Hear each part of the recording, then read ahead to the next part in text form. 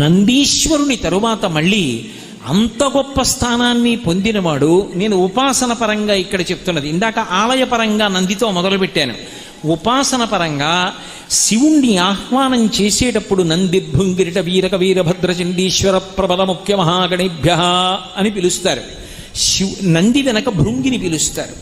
భృంగి ఒక అద్భుతమైనటువంటి స్వరూపం. మీకు దీన్ని బట్టి ఏమర్థం అవుతోంది? శివుడితో సమానమైనటువంటి స్థాయికి ఒకడు ఎదిగిపోయాడు అంటే శిలాదుని యొక్క భక్తి. పరమశివుడు భక్తికి ఎంత వశపడిపోతాడో, పరమశివుడు ఇవ్వలేనిదన్నది లోకంలో ఏదీ లేదు. దీన్ని నిరూపించినటువంటి గాథ నందీశ్వరుని యొక్క వృత్తాంతం.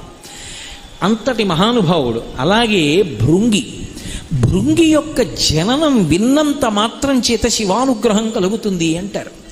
ఎందుచేత అంటే ఒకానొకప్పుడు పార్వతీ కళ్యాణం జరిగింది. పార్వతీ కళ్యాణం అంత తేలికగా జరిగిన కళ్యాణం కాదు.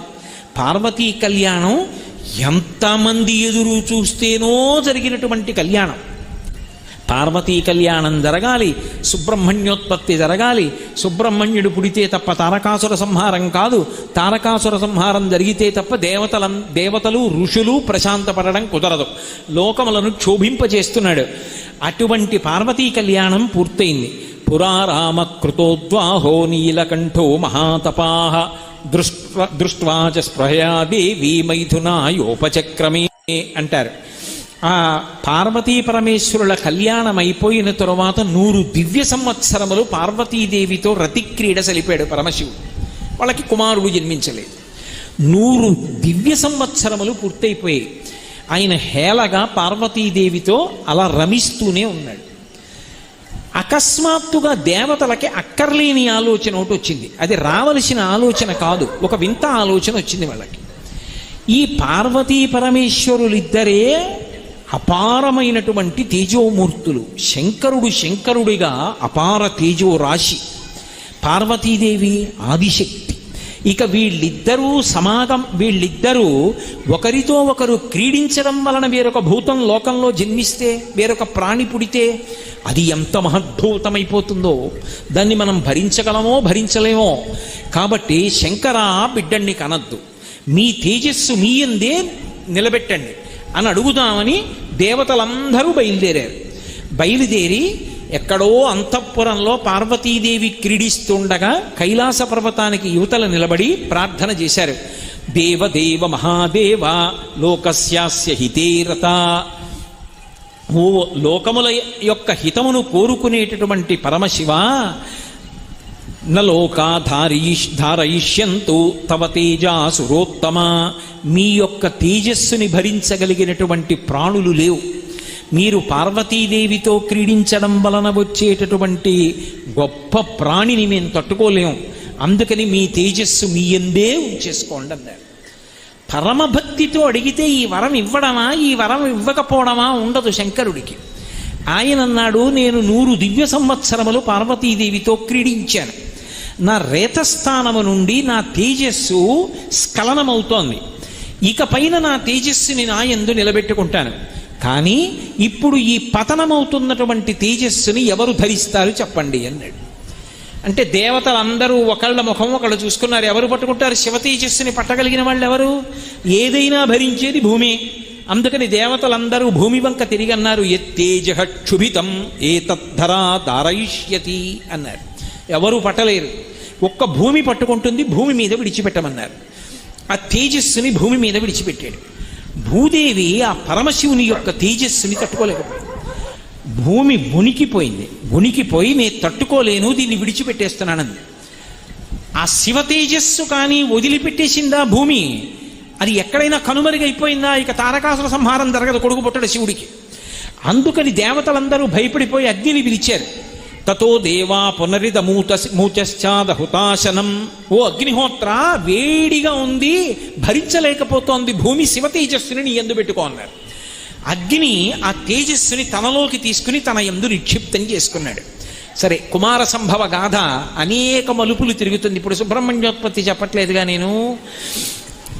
ఇలా స్ఖలనమైనటువంటి శివ తేజస్సు అంతా కూడా అగ్నిహోత్రుల్లోకి వెళ్ళిపోయింది.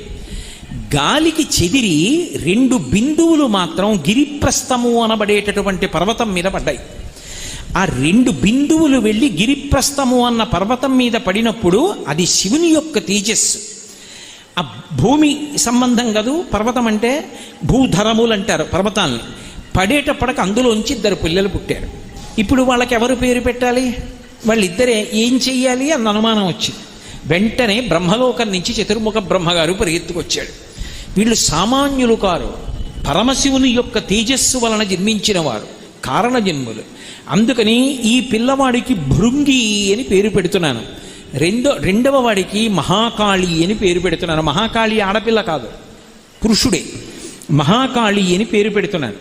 ఒకడి పేరు భృంగి, ఒకడి పేరు మహాకాళి అని నిర్వచించాడు. వీళ్ళిద్దరూ పార్వతీ పరమేశ్వరుల యొక్క సేవ చేస్తూ ఉండేవారు. తత్వత భృంగికి శంకరుడంటే అపారమైనటువంటి భక్తి.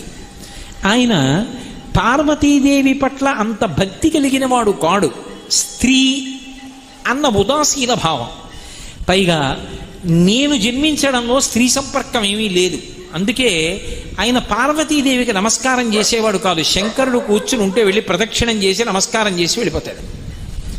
ఒకప్పుడు పార్వతీదేవి చూసింది, ఏమిట్రా ఈ ఉద్ధతి ఎన్నడూ నాకు ప్రదక్షిణం చేయడు, ఎన్నడూ నాకు నమస్కారం చేయడు, ఒక్క శంకరుడికి నమస్కారం చేస్తాడు వెళ్ళిపోతాడు నేను లేకుండా చూసి, ఏమిటి ఇతనికి ఇలా ఈ విధేయతారాహిత్యం అని శంకరుణ్ణి అడిగింది. ఆయన అన్నాడు, నువ్వు ఒకటి నేనొకటినా? పిల్లలందరూ ఒకలా ఉంటారా? ఒక్కొక్కడికి ఒక్కొక్క ఆలోచన. పోనీ పార్వతి. ఆవిడ సర్దుకోలేకపోయింది. ఒకరోజు భృంగి శంకరుడు ఒక్కడే ఉన్నాడని ప్రదక్షిణానికి వచ్చాడు. ఏం చేస్తాడో చూద్దామని అమ్మవారు తటాలున వచ్చి అయ్యవారి యొక్క వామార్థ భాగంలో చేరిపోయి అర్ధనారీశ్వర స్వరూపంగా కూర్చుంది. ఆయన సగభాగంలో పార్వతీదేవి వచ్చింది. భృంగి గబగబా దగ్గరికి వచ్చి చూశాడు. ఎలా ప్రదక్షిణం? ఎటు తిరిగినా పార్వతీదేవి వస్తుంది. నమస్కారం ఎలా? ఎడం పక్క పాదం పార్వతీదేవి, కుడి పక్క పాదం పరమశివుడు. తల పెడితే ఎలా? ఇద్దరికీ పెట్టాలి. ఆయన అఘాయిత్యం అటువంటిది. ఆయన ఒక్క శంకరుడికే చేస్తాడు నమస్కారం. అందుకని ఆయన ఒకసారి తేరిపారి చూసి ఎలా ప్రదక్షిణం చెయ్యాలని ఆలోచించాడు. భృంగ రూపాన్ని పొందాడు. నా పేరు భృంగి కదూ అని ఒక తుమ్మెద రూపాన్ని పొందాడు. ఓ కందిరీక రూపాన్ని పొంది పార్వతీదేవికి పరమశివుడికి మధ్యలో కన్నం పెట్టి తొలిచేసి ప్రదక్షిణం చేశాడు. ప్రదక్షిణం చేస్తే అమ్మవారికి ఆగ్రహం వచ్చింది. ప్రదక్షిణం చేసి అయ్యకాలికి నమస్కారం చేసి నించున్నాడు. భృంగి ధూర్తతనం. అర్ధనారీశ్వర స్వరూపంగా మేము కూర్చుంటే నాకెక్కడ ప్రదక్షిణం చేయవలసి వస్తుందో అని కందిరూగ రూపంలో తొలిచి ప్రదక్షిణం చేశావు. నీ అయ్య క్షమిస్తాడేమో, నేను ఈ అవిధేయత క్షమించను. నేను లేనప్పుడు వచ్చి ప్రదక్షిణాలు చేస్తున్నావు కదూ, నీ 2 కాళ్ళకి శక్తిని ఉపసంహారం చేశాను, పడిపో నేల మీద. ఆయన 2 కాళ్ళకి శక్తి ఉపసంహారం అయిపోయింది, ఆవిడ ఆదిశక్తి. వెంటనే ఆయన నేల మీద పడిపోతున్నాడు. శంకరుడు చూసి అన్నాడు, పార్వతి తీసేస్తే నేను శక్తినిస్తే బాగుండదు, కాబట్టి భృంగి నీకు 3వ కాలు ఇస్తున్నాను ఊంచుకో అన్నాడు.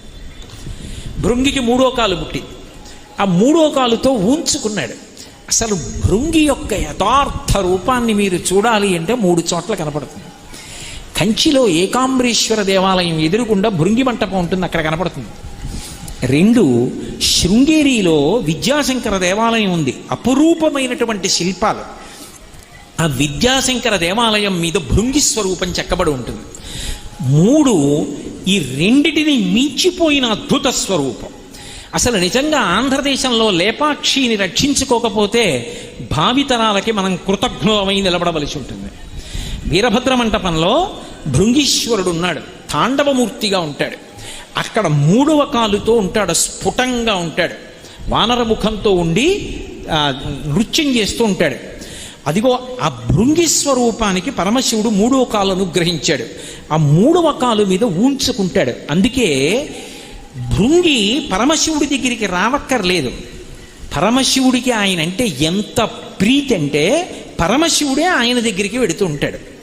అందుకే మీరు ఎప్పుడైనా చూడండి, అమ్మవారి దేవాలయాల్లో శుక్రవారం మంటపం ఇలాంటివి ఉంటాయి. ఆ మంటపాల్లోకి అమ్మవారి ఎడుతూ ఉంటుంది. బాగా ప్రాచీనమైన శివాలయం అనుకోండి, భృంగి మంటపం ఉంటుంది. అది ఎక్కడ ఉంటుంది అంటే గుడికి బాగా దూరంగా రాజద్వారం కూడా దాటిపోయిన తర్వాత ఉంటుంది భృంగి మంటపం. శంకరుడు ప్రత్యేకంగా శిబికి నదిరోహించి పల్లకి ఎక్కి బయలుదేరి వెడుతూ ఉంటాడు. వెళ్ళి భృంగి మంటపంలోకి వెళ్ళి పల్లకి దింపుతారు. పార్వతీదేవితో కలిసి కూర్చుంటాడు. నీకు పట్టింపు ఏమిటి పార్వతి, నాకు నమస్కారం చేస్తే నీకు కాదా, ఇక మనసులో పెట్టుకోకు, 3వ కాలు ఇచ్చానా అయిపోయిందిరా అంటాడు. అమ్మవారు కూడా వస్తుంది. ఇద్దరూ కలిసి భృంగి మంటపానికి ఎడతారు. వెళ్ళి భృంగి మంటపంలో శంకరుడు కూర్చొని వస్తాడు. మీరు ఇప్పటికే తమాషా చూడాలంటే కాంచీపురంలో ఏకాంబరేశ్వర దేవాలయం దగ్గర చూడాలి. మనం గబగబగబా లోపలికి వెళ్ళిపోతాం. అలా కాదు, మీరు వెళ్లకుండా చూస్తే ఏకాంబరేశ్వర దేవాలయం రాజద్వారం కన్నా కూడా అవతల భృంగి మంటపం ఉంటుంది. ఆ భృంగి మంటపానికి వస్తాడు పల్లకీలో. ఆ భృంగి మహానుభావుడు, అపారమైనటువంటి శివభక్తుడు. పరమశివుడు ఎప్పుడూ కూడా ఎవరి వంక చూస్తాడంటేట, ఆ వినయానికి ఆ భక్తికి ఎంత లొంగిపోయాడంటే భృంగి వంక చూస్తాట. ఏ విషయంలోనైనా సరే అన్నది ఎంతవరకు అన్వయమో తెలుసా? సాయంకాలం ప్రదోష వేళలో తాండవం చేస్తాడు శంకరుడు. అందుకే ప్రదోష వేళలో శివాలయానికి వెడితే అన్ని దేవాలయాలకి వెళ్ళినట్టే అంటారు. అందరు దేవతలు కైలాసానికి వెళ్ళిపోతారు పక్క వాయిద్యాల కింద మోగించడానికి. శంకరుడు తాండవం చేస్తూ ఉంటాడు. ఆ తాండవం చేసేటప్పుడు అందరూ వచ్చి కూర్చుంటారు. ఇక శంకరుడు వస్తే తాండవం మొదలవుతుంది. అందరూ వచ్చినా శంకరుడే వచ్చినా మొదలు పెట్టట. ఎవరికి కూడా మీరు మొదలు పెట్టండి ఇంకా అని ఎవరంటారు? ఎవరనరు. బెత్తం పట్టుకుని వస్తాట భృంగి. పట్టుకుని వచ్చి గాలిలోకి ఎత్తి అంటాడు. భృంగి బెత్తం ఎత్తి ఇలా అంటే శంకరుడు తాండవం మొదలెడతాడు. తాండవం చేసి చేసి చేసి చేసి అలా చూస్తాట భృంగి చాలాసేపు. బెత్తం ఎత్తి అంటాడు, ఆగిపోతాడు. అందుకే శంకరాచార్యులు వారు శివానంద లహరిలో ఒక శ్లోకం చేశారు. భృంగీచ్ఛా నటనోత్కట కరిమదగ్రాహీ స్ఫురన్మాధవాహ్లాదో నాదయుతో మహాసితవపు పంచేషు నాచాదృత సత్పక్ష సుమనోవనేషు సపునః సాక్షాన్మదీయే మనో రాజీవే భ్రమరాధిపో విహరతాం శ్రీశైలవాసీ విభు అంటారు. భృంగీచ్ఛా నటనోత్కట. ఉత్కట అంటే నాట్యం చేద్దామని వస్తాట. కానీ ఎవరు చెప్పాలి? భృంగీచ్ఛా, భృంగి చెప్పాలి. అంటే మొదలెడతాడు ఆయన. అంటే ఆగిపోవాలి. నాకు ఉన్నారు ఒక ఆయన భృంగి, గోపాలకృష్ణ గారని.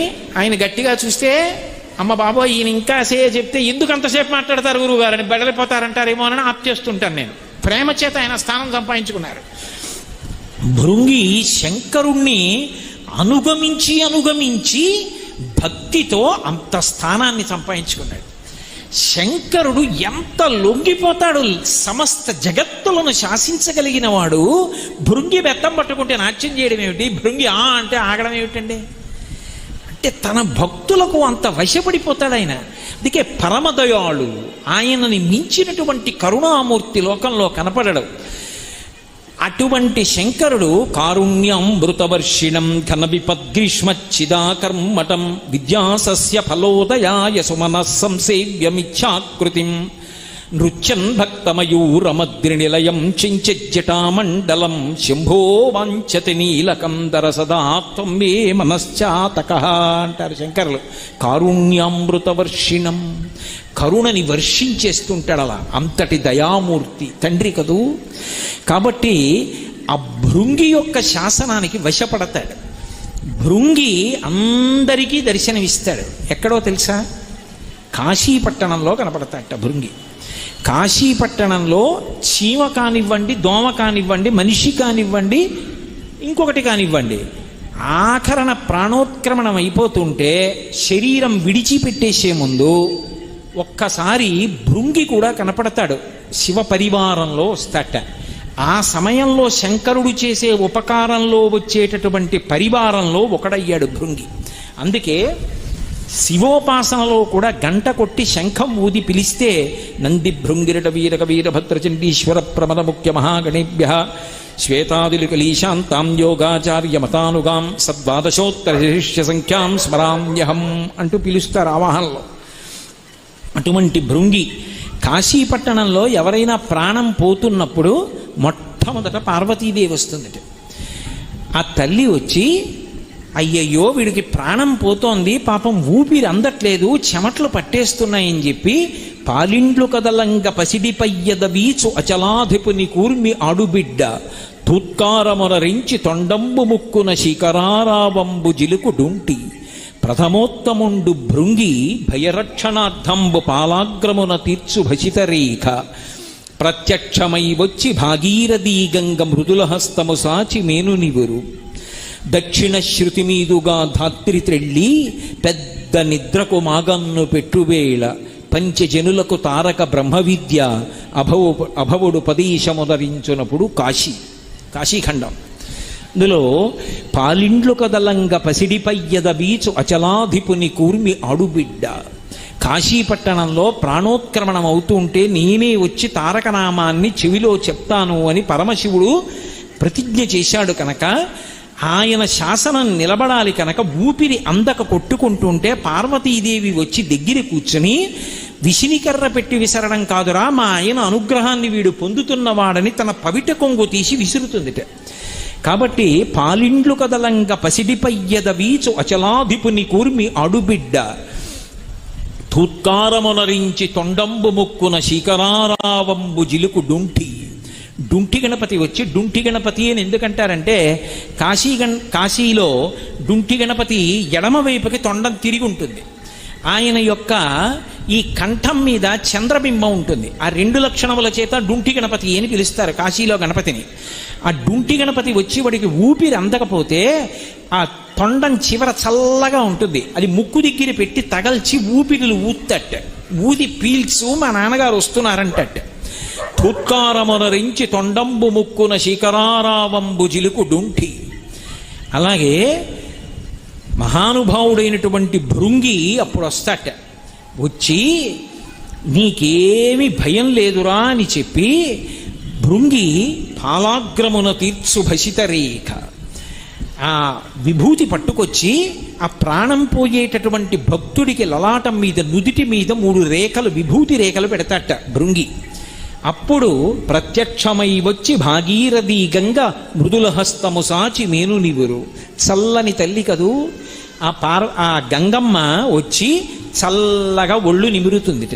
దక్షిణ శృతి మీదుగా ధాత్రి త్రెళ్ళి పెద్ద నిద్రకు మాగన్ను పెట్టువేళ. అబ్బబ్బబ్బా, ఏమి మాట అండదు అసలు.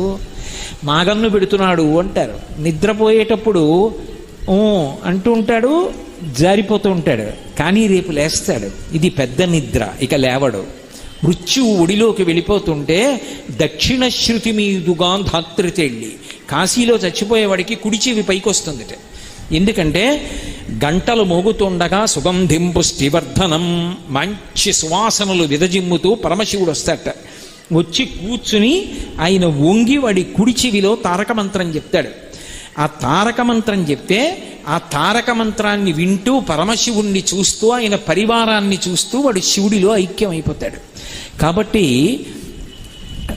అటువంటి స్థితిలో మహానుభావుడు దక్షిణ శృతి మీదుగా ధాత్రి తెళ్ళి పెద్ద నిద్రకు మాగన్ను పట్టువేళ పంచజనులకు తారక బ్రహ్మ విద్య అభవుడుపదేశమునరించునప్పుడు కాశీపట్టణంలో పరమశివుడు ఆ తారక మంత్రాన్ని సమస్త ప్రాణులకు ప్రాణోత్క్రమణ వేళలో ఉపదేశం చేస్తూ ఉంటాడు. అప్పుడు వస్తాడు శివపరివారంలో భృంగి. అంతటి అదృష్టానికి నోచుకున్నవాడు భృంగీశ్వరుడంటే.